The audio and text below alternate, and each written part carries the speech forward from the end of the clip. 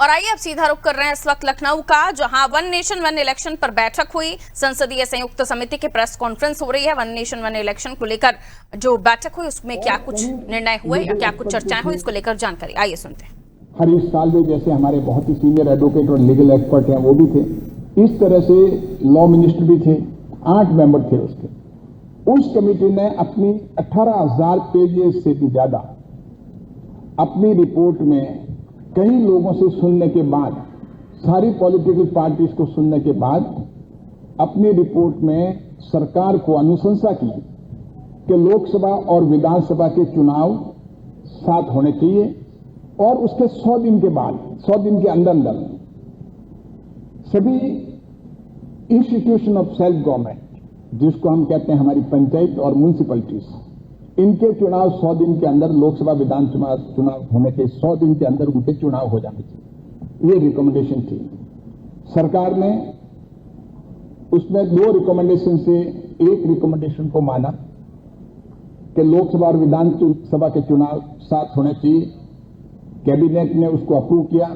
Cabinet के सामने bill गया और बिल को अप्रूव किया कि लोकसभा और विधानसभा के चुनाव साथ होने चाहिए।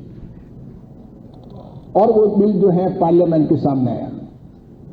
पार्लियामेंट के सामने के सारे पार्टीज ने अपने अपने तर्क रखे कि बेसिक स्ट्रक्चर का वायलेशन है, फंडामेंटल राइट का वायलेशन है, फेडरल स्ट्रक्चर का वायलेशन है, डेमोक्रेसी के वायलेशन है। पार्लियामेंट ने बहुमत से ये माना कि इस बिल को एग्जामिन करने के लिए, इसके सारे क्लॉजेस को एग्जामिन करने के लिए, परखने के लिए कमेटी को सौंपा।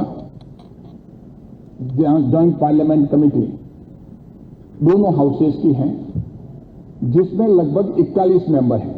39 मेंबर हैं, 39 और 2 नॉमिनेटेड मेंबर हैं।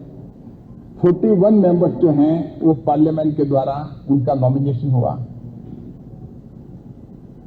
और उस बिल को कमेटी को एग्जामिन करने के लिए सौंपा।